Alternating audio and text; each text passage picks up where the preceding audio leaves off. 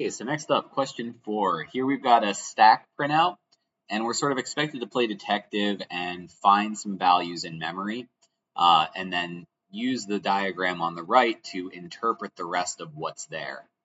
So part A, EBP main was found to be BFFF738. What is the value of the return address saved above main stack frame? So that's the only piece of information we're given, is that EBP main is this.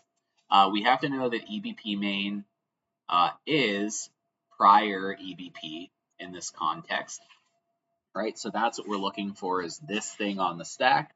And we know that what that looks like is, given that this is in regular order, we're going to find it in memory in little endian. So we're actually going to see in memory OX38, OXF7, OXFF, OXBF. So that's what we're looking for, is this value put into little endian order. So we'll scan memory and look to see, like, where do we find that value? And we see that here it is, right? 38F7 FFBF. We could look at the rest of it to see if there's anything else that looks exactly like that. But if we scan up above a little bit, we see something that's kind of similar but doesn't have the 38. And so that value then, and it's hard to see that, is where our prior EBP is. So we'll just kind of mark that off as that prior EBP is there in memory. Okay. So we find that we know that prior EBP is there. The next thing in memory should be the return address. So that's moving downward. That means to the right on this type of diagram. So this is our return address right here. I'm just going to mark that as RA. And so our return address in little endian is OXB1, OX83, OX04, OX08.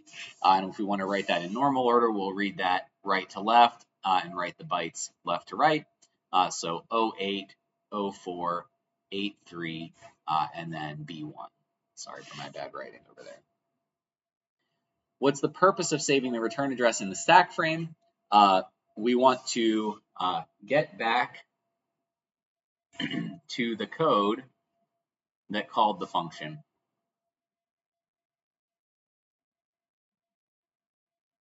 Right, so we call a function, we go off somewhere else in the text segment. We want to get back to where we came from and continue executing our code from that point.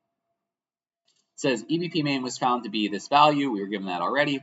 What is EBP user function? So this is relying on this diagram over here, and that this is the address of prior EBP.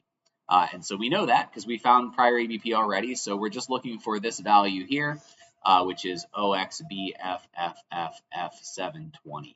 So just we found where prior EBP is. We know that that's the address pointed to by EBP user function when we're there. And so we can just write down that value. The main function only declares two integer type variables, assigns them values, and then uses them as the only two arguments for user function. What are those assigned values in decimal? So we know that this is prior EBP, right? This is the return address. The next things are the user function arguments, and it says we have two of those. And then after that, okay, so we can see the two arguments here, and then we're looking for the things after that, which we know there are two arguments, so those are the two ints. The two main variables would be the two things at the bottom here. So these are our two variables within main that we see on the stack. And so we see, again, we read these in little endian, read them out of little endian. So we've got 0000006EF as one of the values, and OX000000A as the other one. And then we just take those and convert them on our calculator to decimal, which gives us 10 and then 1775 as our values. Part E, when prompted by the user function, the user entered November. At what address did the program save this string? So here we need our ASCII table because we now need to find out what November looks like in memory. So we pull that up and we find what a capital N looks like, and that's a 4E there. So we're looking for a 4E in memory. And we find that up in our diagram, and we find that it's right here, right? That's our 4E. And so we're just looking for that address. And so that address in memory is 710 is this byte, 11, 12, 13, 14. So that we're going to be at OXBFFFF714. Okay. And then part F, the last one, if the user wanted to cause a segmentation fault in this program, what's the minimum number of characters they would have to enter when prompted by the user function? And so we're assuming that we're starting here in memory, and we want to overwrite something important.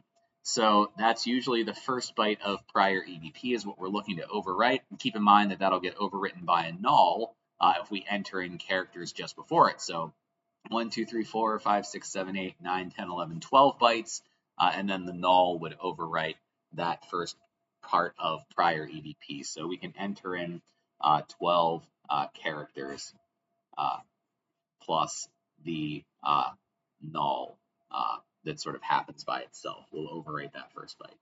So that's it for question 4.